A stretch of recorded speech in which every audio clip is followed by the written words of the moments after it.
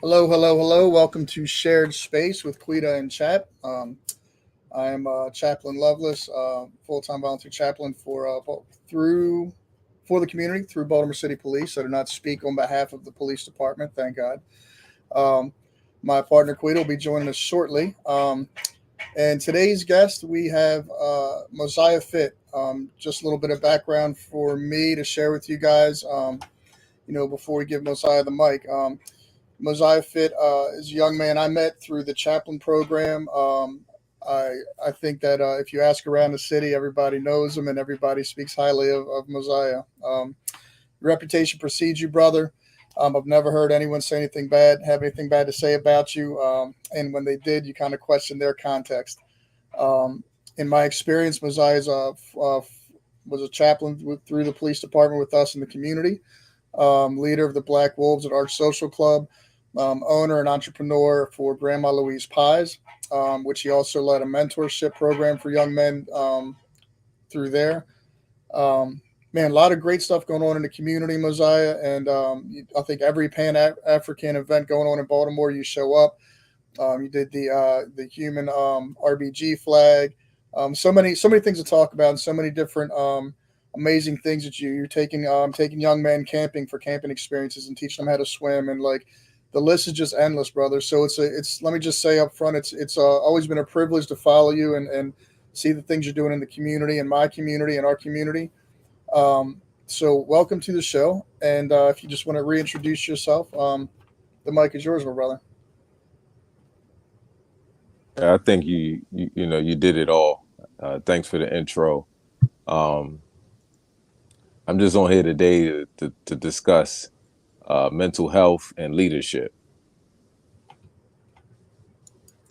So excellent. I mean, that's excellent. I was kind of hoping we could talk about that. So, um, man, where do you want to begin? Because as a leader, hands down, you have the experience, you have the track record, you have the portfolio, and you have the community and children out there to speak for you. Right? You don't need to give us a resume because if you go down Pensy Ave and you go down Sandtown and anywhere in the city, those you have led can speak to your leadership. So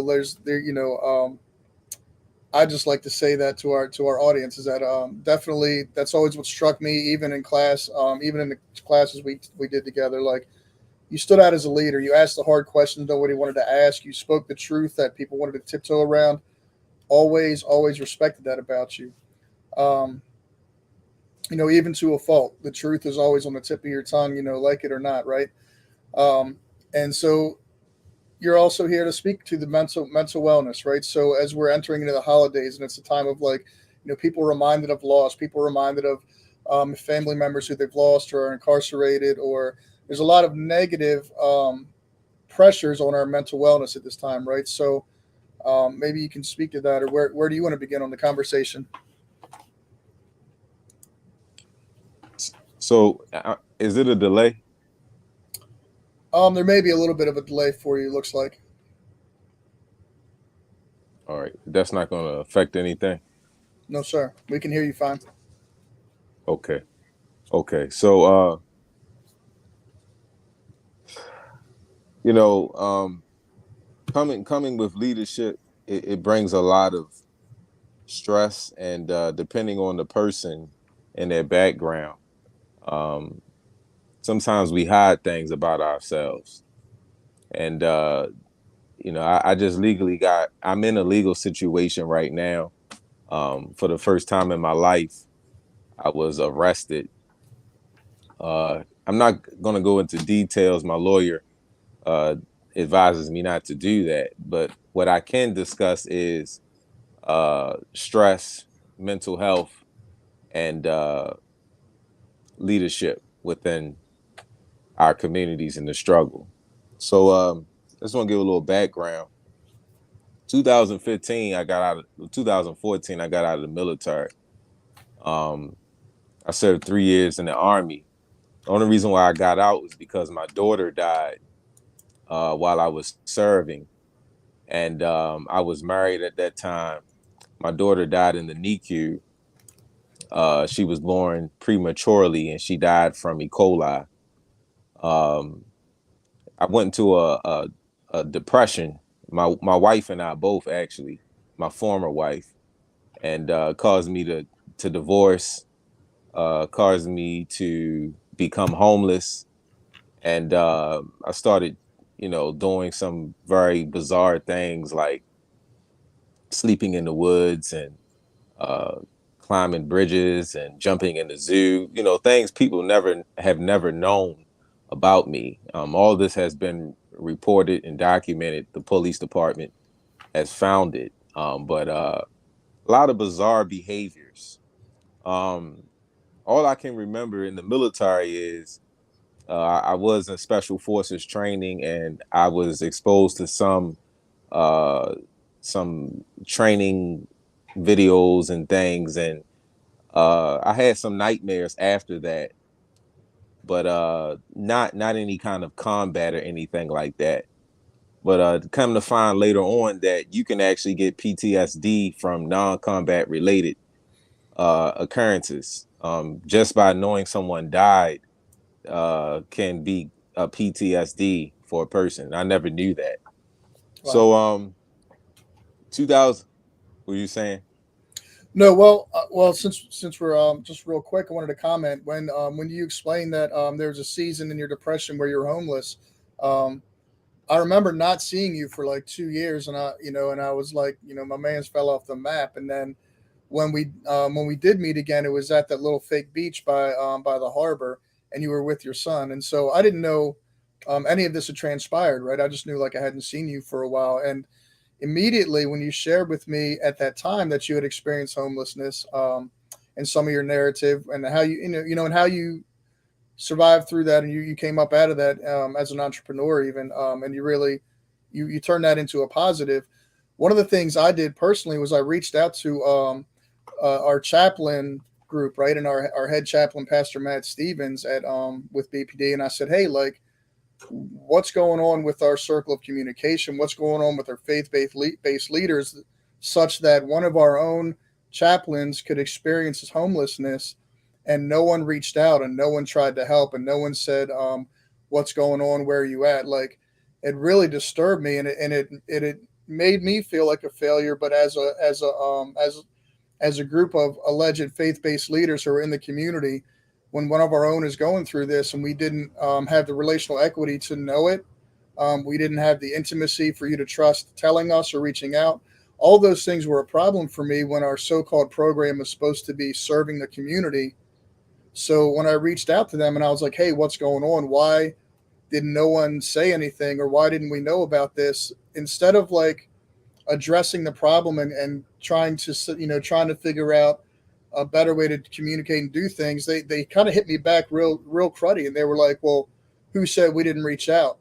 Why would you assume we didn't reach out?" And I'm like, "Because one of our brothers experienced homelessness for 2 years, and nobody said even let's do a prayer request, like nothing." So during that time, I'll just share with you, that's my experience during that time when you had just shared your testimony with me. I immediately went back to our supposed support group, and I was like, "What happened with Mosiah? And why didn't we reach out and do something about it?" That's the whole point of us having this group of chaplains and faith based leaders in the community, is to uplift the community. And we weren't there for you, right? And we failed you.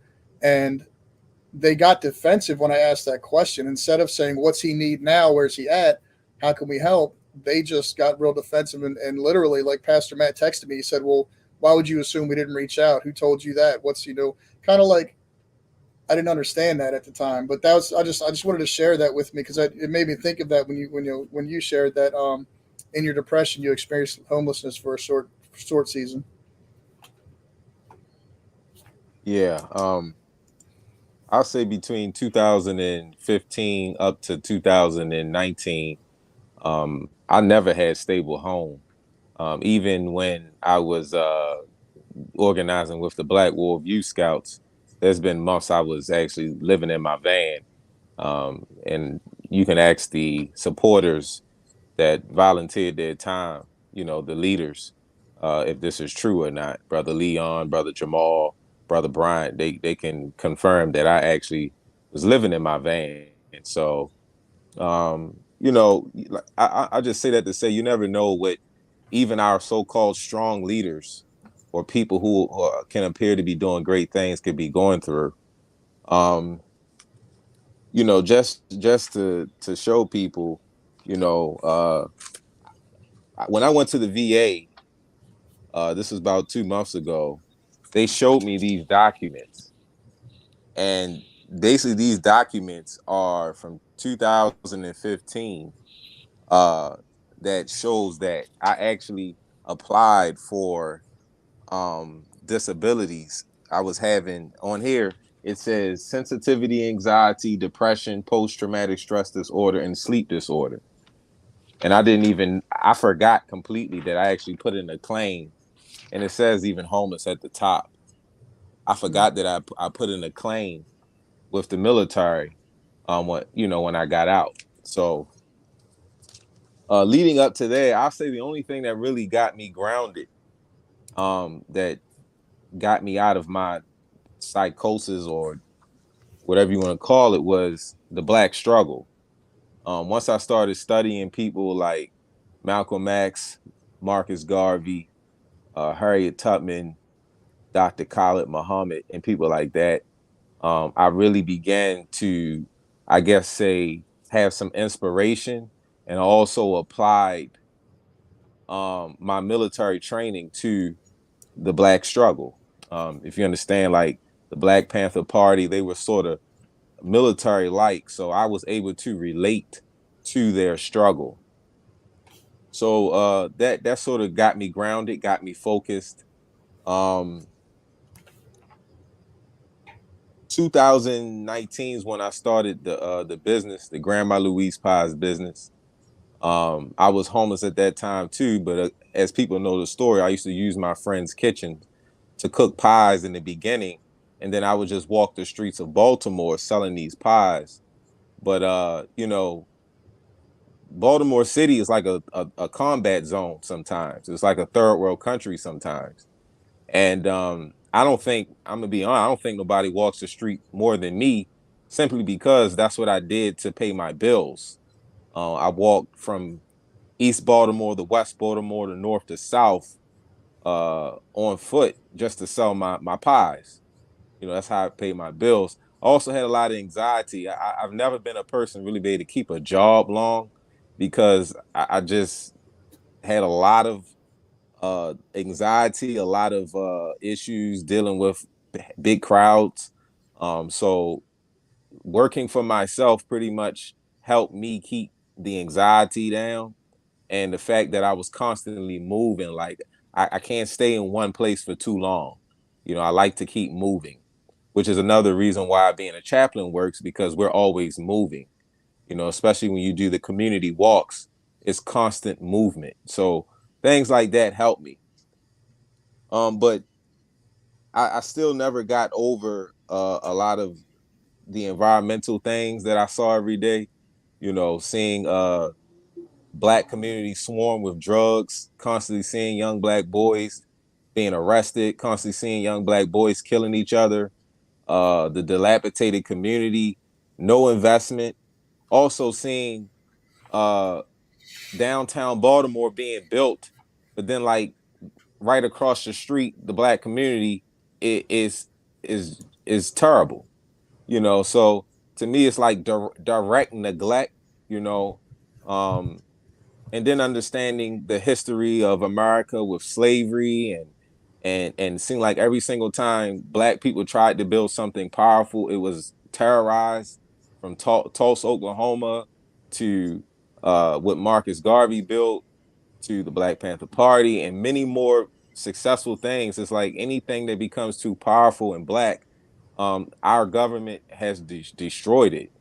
And this is based on the books that I've read and the personal testimony of people who have lived during the civil rights era.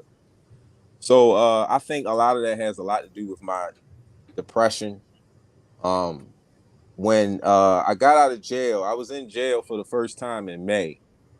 Uh, I've had episodes where I've seen people, characters, and I would hear these characters, and that happened like as soon as I got out the military. But then for a little break, I didn't have that issue. Um, before I went to jail, I had that issue again. So 2000, I mean, in May, I went to jail, and my issues only got worse. My cellmate, his name was Dwayne Files. They wound up moving him to another state. He was trying to help me because I would be asking him like every day, do you hear that? Do you hear that orchestra like playing over and over? It was sounded like someone was playing orchestra music all day long. And then it started to get to the point where I would actually like hear dogs barking and people yelling. So I looked outside my cell, and there was actually a red beam like pointing at my cell. And I asked the COs, I said, what is that? And they always gave me an answer that they didn't know. So I felt like they were doing something to us inside of that cell. Um, in the mornings, my head, like around my head, felt like a heat wave. Like they were trying to fry my brain, like a heat wave every single morning. So I actually reached out to the psych unit, and the first time I went, they asked me like what was going on, did I have any other diagnoses? And I told them, but they said, well, basically we're not a facility to deal with people with mental health, so we'll just give you a whole bunch of different kinds of medicine and we'll see what works. Now I didn't like that because I felt like I was a lab rat, a guinea pig. And it definitely, I started taking some medication, but I would be so high, like I couldn't walk. I would get up, I would be stumbling.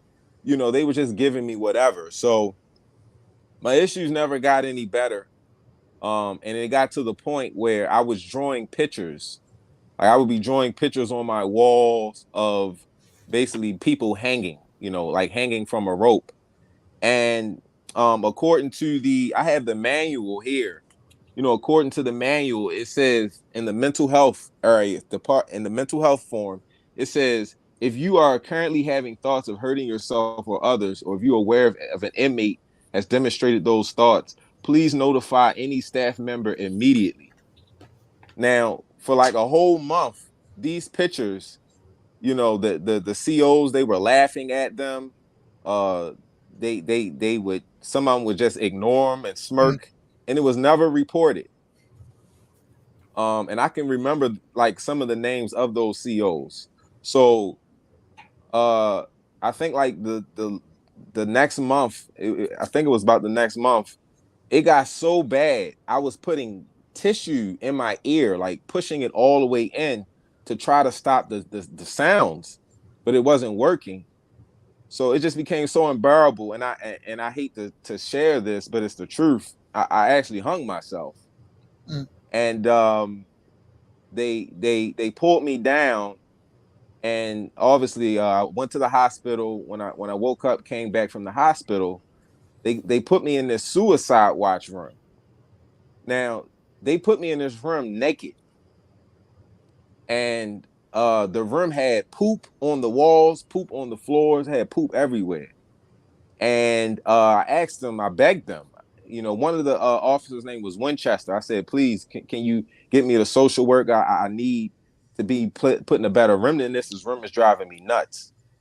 And when they came and talked to me, she said, well, if we had a better budget, we could put you in a better room. And then she basically just turned around, closed the door in my face.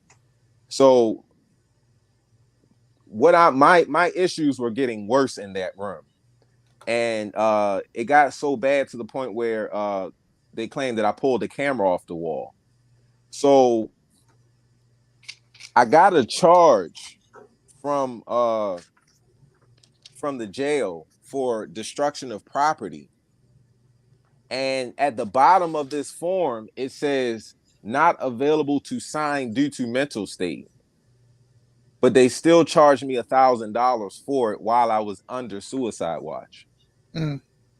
So um they actually even neglected me how I ate, because I have a gluten-free and I'm vegan, and I put in a request because I even kept my request forms uh can I have the gluten-free diet? And they actually wrote, you will get what we give you. This is not a radio station. We don't take requests. But on the and I'm glad I kept my manual because if it backs up what what I'm claiming. Um, on the 22nd page of the manual, it says an inmate may request a special diet due to medical, dental, or religious reasons. And I'm telling them I'm allergic, I can't eat this kind of food, and they still wind up telling me this is not a radio station, you'll get what we give you. So, with all of this being said, it got so bad in that jail. Even the CO came to me. His name was uh I can't remember his name. I wrote it down, but this one CO, he came to me in suicide watch and he was like, I told my supervisors about your pictures, but they told me whatever, don't worry about it. Right? So the warden, he even came to my cell, and he came to my cell with like four captains, and these captains, they were just staring at me like I was a piece of meat. And the warden, his name Daniel Galbraith, he says, I just want to make sure you don't cause us any more problems. And then I'll pass the word down the ranks. And I'm like, I don't want to cause any problems in here, warden. So it got so bad that my lawyer asked the judge to give me bail because of cruel and unusual punishment, and they actually gave me bail. So that's really the only reason why I'm out here right now, is because my mental health and how the jail is treating me. Um, I wind up getting diagnosis. I have a diagnosis from Shepherd Pratt. I went to Shepherd Pratt. They said I have PTSD, major depression, and schizoaffective disorder. So, for the first time in my life, I'm taking medication. Never took medication before. Uh, I'm also a patient at the VA, as a veteran, and the therapy is good. I appreciate being able to express how I've been feeling, but you know, um, it's like it's just unfortunate that my mental health had to get so bad to the point where I had to go through all of this, and now the VA is actually following up with my claim that I put in 2015. Mm. So all I say, I just say all this to say that there may be other people who are in the position of leadership, and you don't really know what they're going through. And it's important that when we know we're dealing with things, that we get it handled and treated immediately, because you never know how far it can go. Um, you know, worrying about how people look at you or what people will think about you. Um, I really don't care about the judgment anymore. I just try to keep my my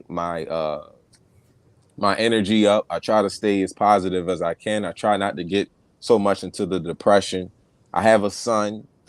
Um, I was actually abused as a child as well.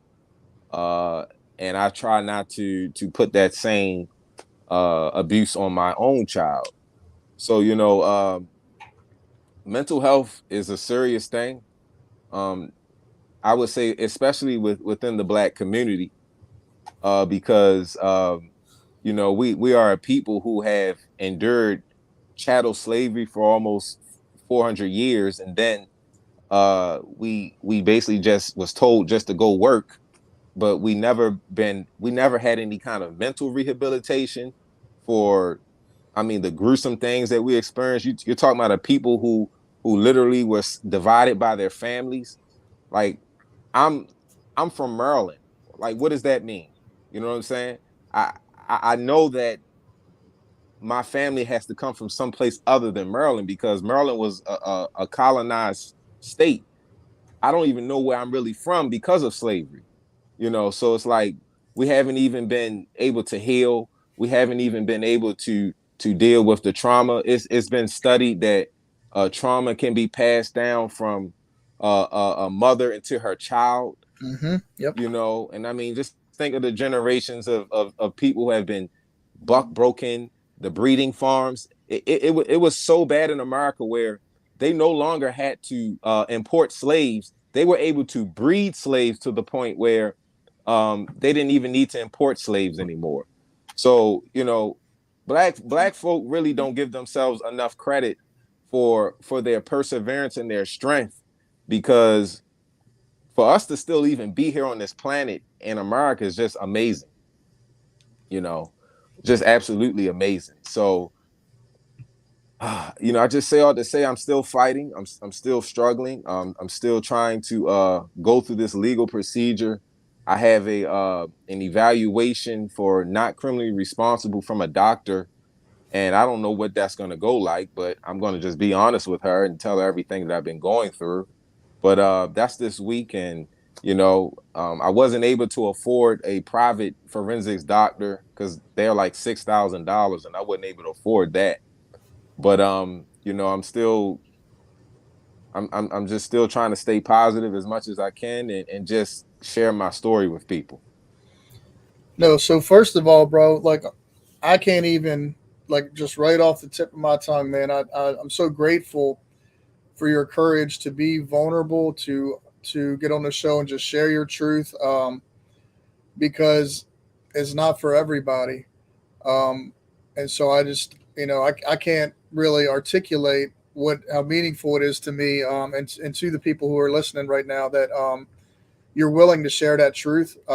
As a formidable leader in the community, you experience these things, and where a lot of us didn't even notice. And so it's so important to pay for us to pay attention, um, because the message you have beyond your personal struggle, and I think your personal struggle and your personal testimony right now will help shine the light on the other things that you stand for, because you stand for so much, man. And I will say, I will sum it up in one word, and like, you stand for the truth, right?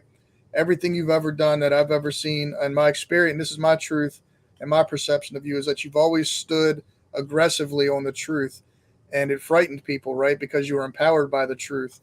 And so, um, as you share your truth with and your experience with the mental health things, where it led you, and where you're going now, and as you're coping with it, like, it's all important, and it's all narrative. It needs to be shared. But I just appreciate your courage, your transparency, because you never know who else it's going to help.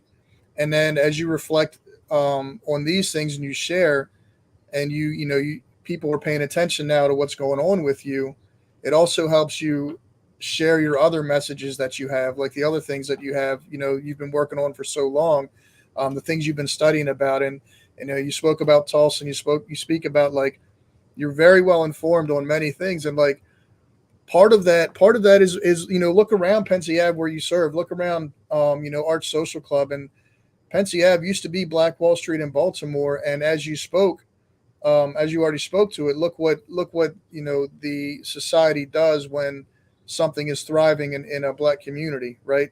If you look at it now, you wouldn't recognize it 100 years later from what it was in the 20s and the 40s and even the 50s and 60s.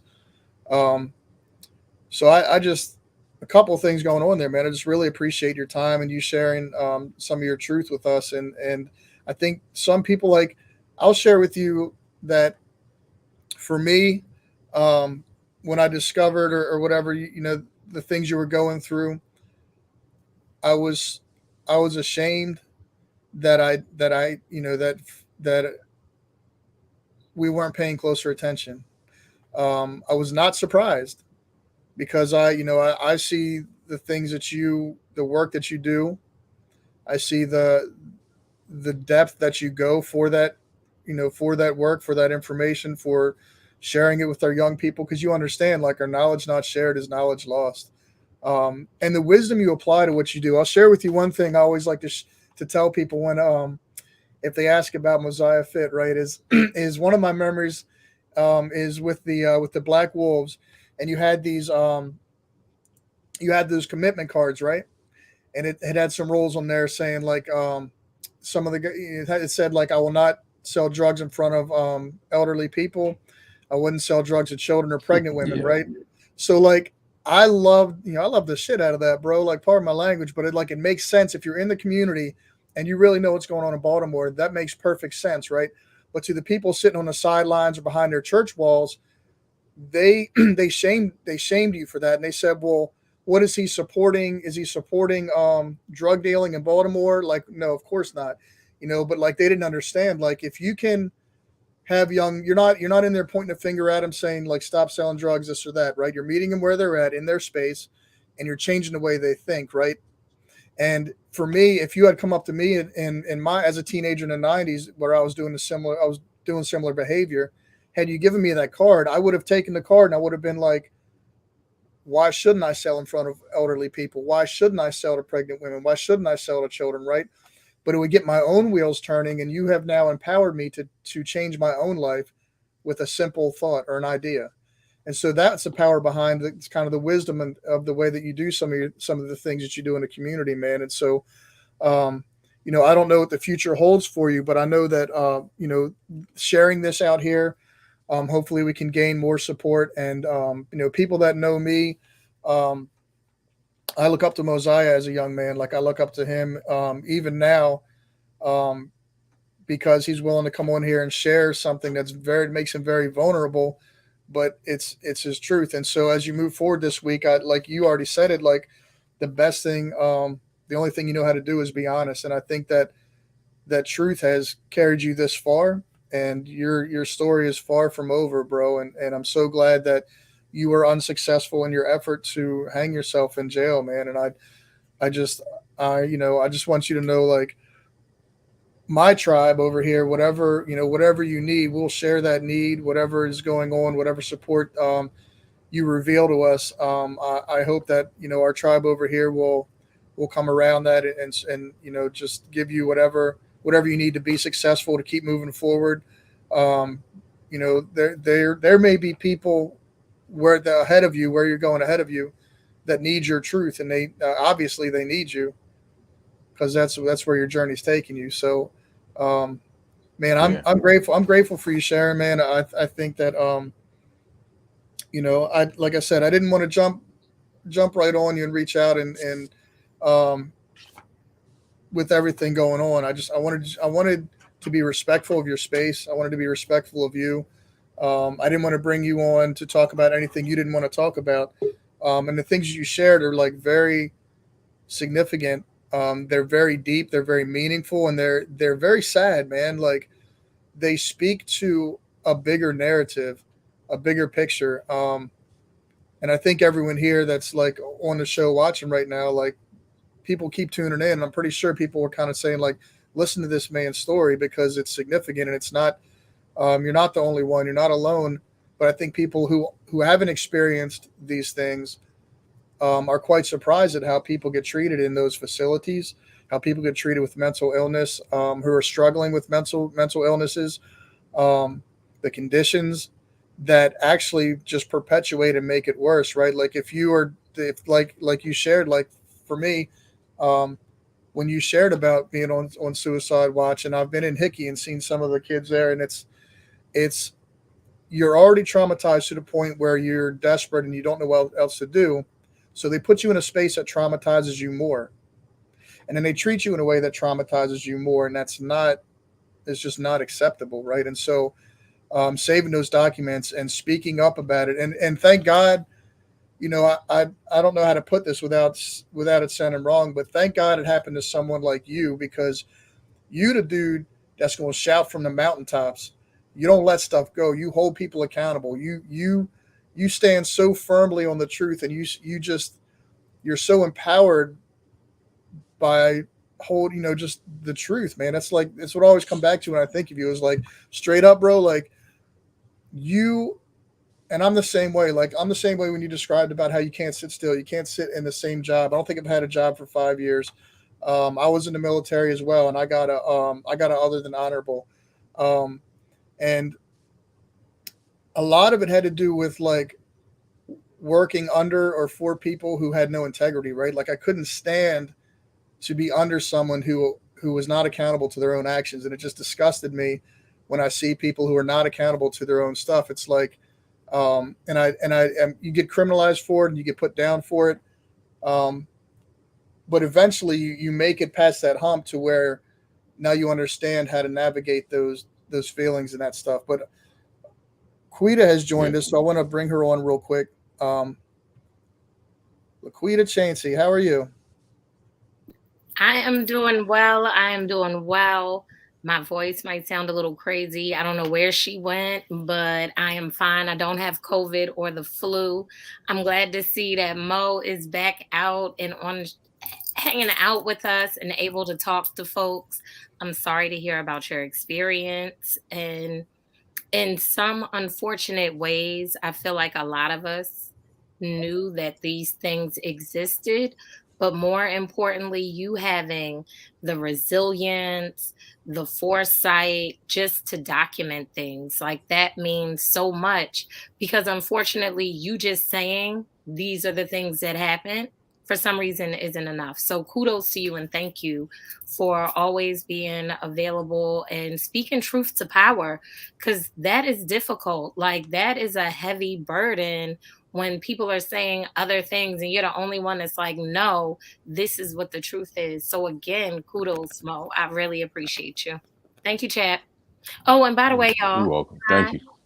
I'm Laquita Chansey, the founder and director of Small to More Homes, and we build micro shelters and tiny homes for folks who are unhoused.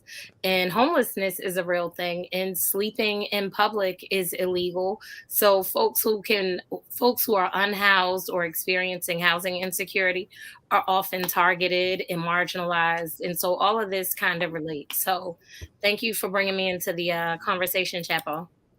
Mm-hmm.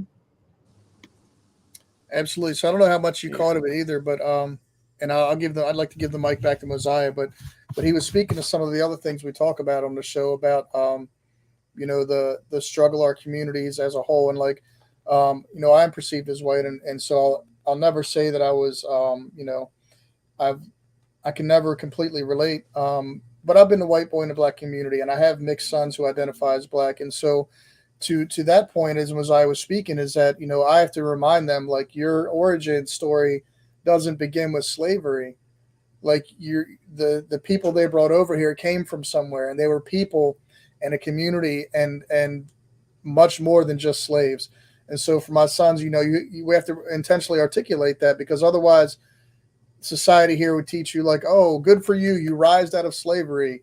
Like, no, no. Yeah. Let me come off Um, mute. Oh, go so ahead. the Mer so the Maryland Justice Project, they have been giving me a lot of support. Monica Cooper is her name. She's the founder.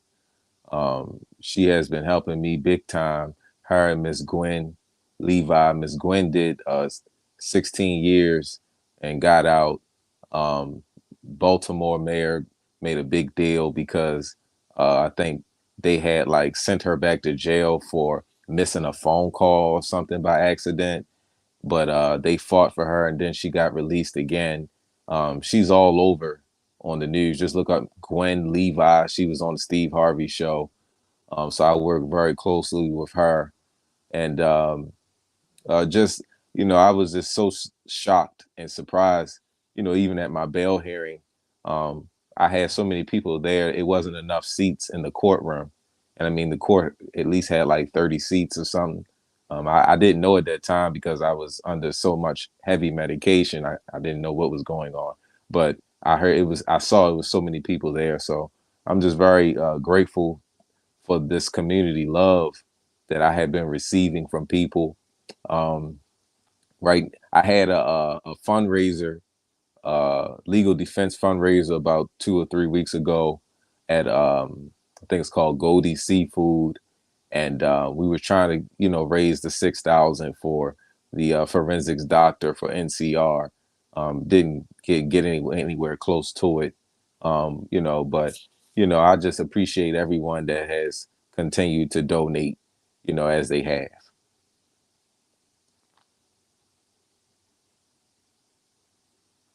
I can't hear anything.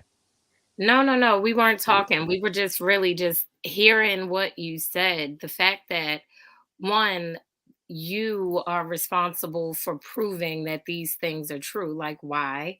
No, there should be some sort of investigation. Like, the way the system is set up is just so triggering and angering. So again, like your resilience and your ability to keep pushing through and keep pushing forward is necessary. And that's why you have so much support for community, because you've done the work that needed to be done so that people feel confident in supporting you. So what is the next step, Messiah? What is another way that we can support? Like, I know you said you had the fundraiser and you didn't come close to your goal. Are you still accepting donations? Is that still an option? How can people tune in, tap in and help out? Yeah, so if people want, they can write a check out to my name, Mosiah Fit, and send it to my lawyer. Her name is Karen Jones. She's in Bel Air, Maryland. You could just look her up on Google. Karen, Karen Jones, Jones. And you can send it to her office, or you can send a Cash App donation to money sign legal defense 365. And so the money, so the Cash App dollar, um, 365. What? Say it again. Money 365. Dollars $sign legal defense 365. Legal defense 365. And then when, okay, and that'll benefit you or a whole class of folks. No, it benefit specifically my case. Perfect. Perfect. Perfect. Perfect. There we go. There's the M legal defense. Yes, Defense. I think he added a D in there by mistake. I did. I'll get it cleaned up there. All right. Legal defense. So two ways to support. The goal is 6,000. We got a ways to go. There it is. All right, there we All go. right. There we go. Yep. Perfect. And Karen Jones, you said is in Bel Air, Maryland area. Yes. Okay, perfect. So I had a question. What is happening right now with Grandma Louise pies? Are we still is that still going on? Or are you guys on pause? It's on pause. Unfortunately, I Okay. was really like the only one making these pies. I tried to give people employment opportunities, and they really didn't seem to catch on. So um, I just haven't been in the mind frame to really work the business right now.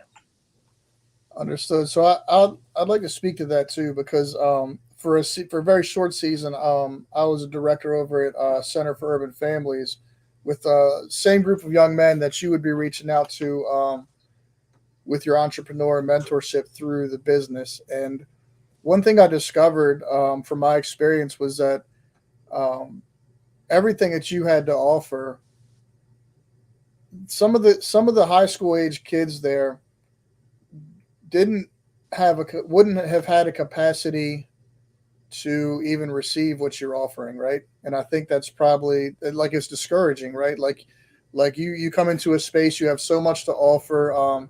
It's your neighborhood. You want others, you want the youth in your neighborhood to thrive, and when they just don't get it, right? When they just don't even have a capacity to receive what you're giving them, it's very discouraging. And so, speaking back and all the way up to the beginning of the show, when you're talking about being a leader and dealing with depression, you know, we have to get these young people, we have to condition them and groom them to a place where they can receive the next thing, right? Like Quita teaches trade skills over in Pigtown. And, I'd love to start getting some of our youth out on sets with me doing the background work on film and stuff because the film industry is coming in. and you introducing them to either baking or selling pies consignment, and the different intuitive ways you were trying to build entrepreneurship with the work that you do. It takes a unique person to even do that, Mosiah. Someone like you yourself is very unique, and so um, I think we can't just expect the young people, as we serve them in different capacities, to even want to take hold of what we have to offer without preparing them, right? Like they just don't have a capacity. If we give it to them, they're not ready to receive the whole thing yet, right? So like I think that's something as leadership in the community we really need to work on, is like how do we oh, very good. Thank you, Val. Um, but how do we even prepare the youth to receive the next level? How do we help them level up, right? Because the schools are failing them, if they're even going to school at this point, because there's no accountability. Um, where do we even begin? And so it's another conversation, of course. But again, like with your coming on the show and sharing it and shining light on these thoughts and these ideas and inspiring more ideas, it's just really important that we continue to speak our truth. Mosiah Fit is one of the sharpest dudes I know out here in the city. Um, he's just highly intelligent, highly motivated. I look forward to your success and you processing whatever the next steps are. Just reach out to myself, Quita, people listening. People listening. You guys can, of course, most of you have my information. If you want to get plugged in like Val, just hit me up and we'll get connected with whatever needs need to be met. But I just want to show love and support in the appropriate capacity, right? Whatever that looks like, Mosiah. So I appreciate you being on the show. I appreciate you sharing your truth with us. And I expect great things, because like God doesn't put you through a refining process like this without having greatness ahead of you. And many of us, if you've ever met Mosiah, you've already seen the greatness. And I pray that God's refining you, and that you can receive those lessons to receive that greatness He has in store for you, brother. Because I just I can't speak enough about you. So I appreciate you today. Thank you. Thank you. And I just any want to last say words? to the Yeah. people that when I was in Shepherd Pratt, I've always felt like Shepherd Pratt was a place for like people who just wore gowns and drooled and ran into walls all day. But when I went to Shepherd Pratt, I mean, I can let you know it was modern. You had a nice room. You wore your own clothes, and the food was good. But it was really the being around other patients, people who are struggling, going through mental issues, not just Black people, white people, Asian people, and having those one-on-one conversations with other people with mental health. It helped me so much, and I'm telling you, I'm almost was like, I'm glad I came here, because I don't think I've ever would have had this perspective or this Mm, understanding about mental health if I never went to Shepherd Pratt. So I say for anyone who is actually right now going through some mental crisis, and you feel like you can't hold on, check yourself into Shepherd Pratt, because they're going to take good care of you, and you're not going to be treated like some zombie. You're going to be treated like a human being, and the staff there are excellent. I think that's a great point that you made, about speaking about mental health and then not being judgmental. Because, like you said, you had these preconceived notions about the people that would be there. But then you got there and you were like, oh my God, these people are a lot like me. Like, we can actually have conversations, we can actually relate. And that's the idea. Like, everybody needs mental health help and wellness and a check-in. Everybody experiences depression or sadness at some point, anxiety. Like, all of these things are daily, and for some people they're consistent, and that's why it becomes an issue. So even speaking about the mental health aspect, like, that's something that we don't usually talk about in our community. Like, I remember growing up, and I think it was like Mariah Carey or something, like had a mental health issue. And we were like, oh, those are white people problems. And I'm like, wait, Mariah Carey is white? Like it just didn't make sense to me. I'm like, this lady looked like, as brown as my sister is, but those are white people problems? Like, no, we should be getting mental health help and mental health and having those mental health discussions as well. I think that's one of the best ways that we heal is to continue to talk about these things. So thank you for elevating that too, Messiah, because it's not something that's common in our community. Like you talking about Shepherd Pratt and then suggesting that people go there. Like I know folks are crossing their eyes looking at this computer screen, but if you can speak to what your issue is and give a thing a name and be able to express yourself. I'm feeling anxious about, I'm feeling frustrated about. Everything isn't always anger. And so if you can distinguish between those, I think that's really helpful. And so that's great advice. I love that. You're like, go to Shepherd Pratt, go check yourself in, get a little checkup. Like folks are going to treat you well and the food is good. So thank you for that, Mo. You welcome. Well, look, I'm not it, but who wants the last word? Because y'all, you said it all today, man. I again just greatly appreciate your time, Mosiah. Appreciate your courage to be transparent, vulnerable. All of those things I admire you for. So thank you.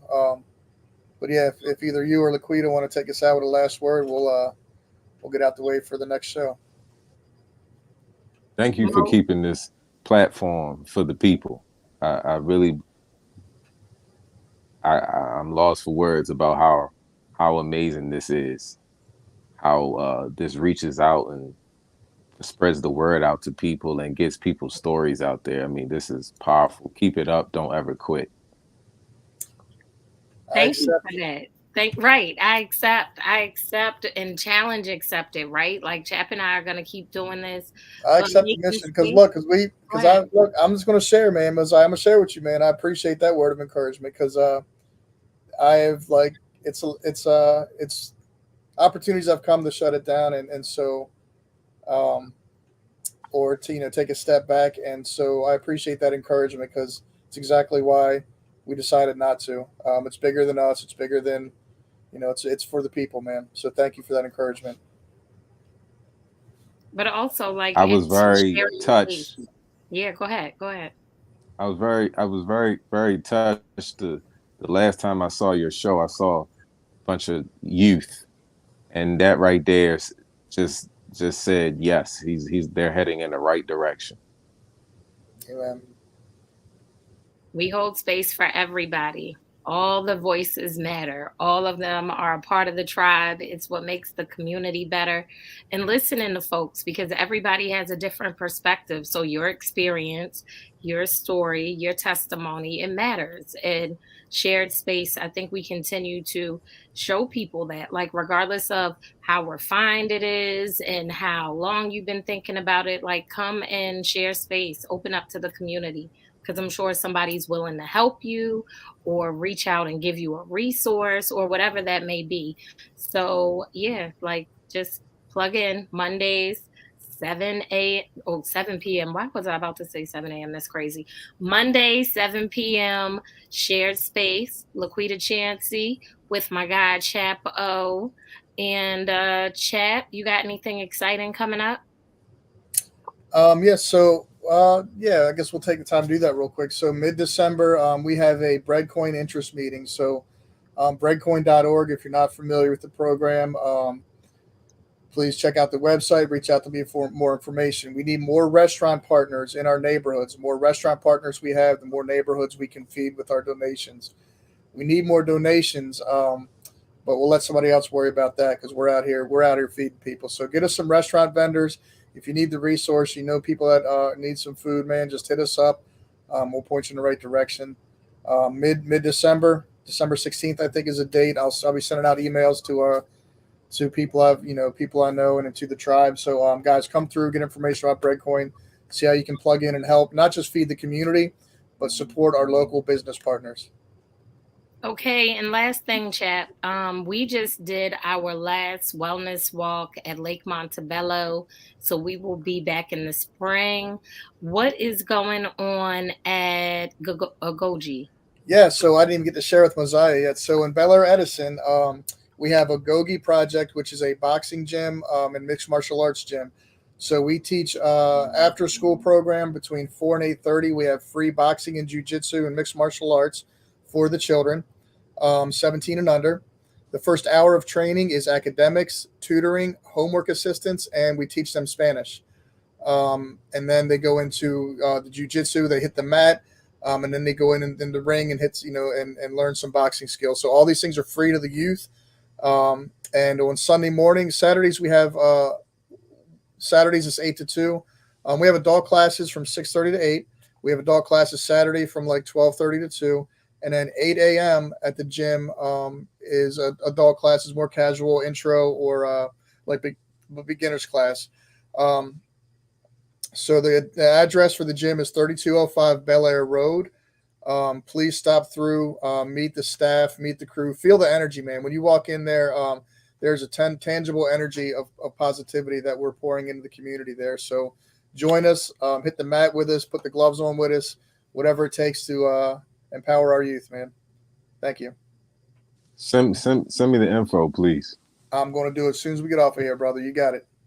Love you, man. Love you both. Sister Val, I love you. I appreciate everything you've done consistently within the community. I thank you for believing in me, and I thank you for the donation. Yep.